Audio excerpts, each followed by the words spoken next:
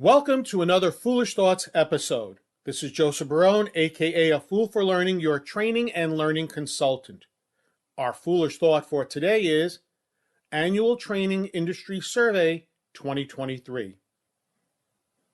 No matter what your profession is, it's always good to look periodically at the state of the industry you are in. And so today, let's review the training/learning industry as seen in the 42nd Annual Training Industry Survey conducted by Training Magazine.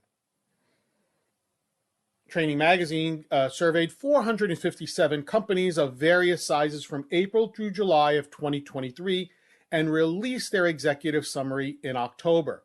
One of the interesting things about the survey is that it was almost equally representative of small organizations, those under 999 employees, medium-sized organizations, those between 1,000 and 9,099, and large organizations more than 10,000. So let's get into some of the results of the executive summary. First, budget. In the budget arena, the numbers are mixed according to the summary.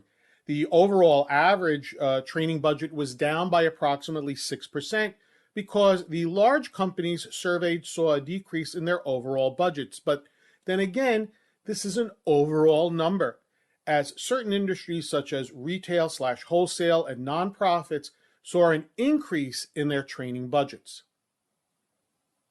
Second, hours of training.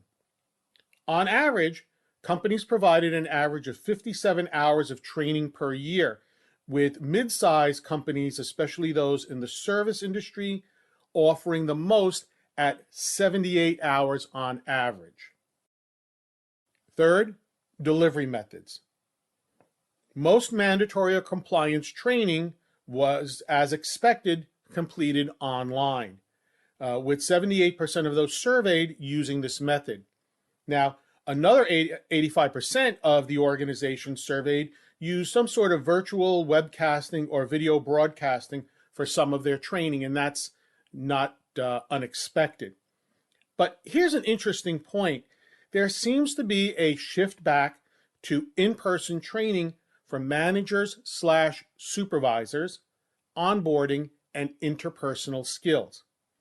However, these same organizations, are still struggling with a lack of resources/personnel and learner engagement. Finally, outsourcing. Companies spent approximately 5% of their budget on external learning and development. About 60% of the instruction facilitation was handled externally. Now, although not mentioned, this may be simply due to the fact that it may cost less to outsource some types of training. For example, in my last organization, we outsourced all of our Microsoft Office classroom training, as it was much less expensive to hire an outside vendor whose specialty was Microsoft Office. If you learned something from this episode, please take a moment to like, comment, or subscribe, and I hope I've given you something to think about. To learn more about A Fool for Learning and how I can assist you and your organization with an appropriate learning solution to meet your business needs, please visit my website at afoolforlearning.com. This is Joseph Barone, the CEO of A Fool for Learning, signing out. Remember, learn, perform, succeed.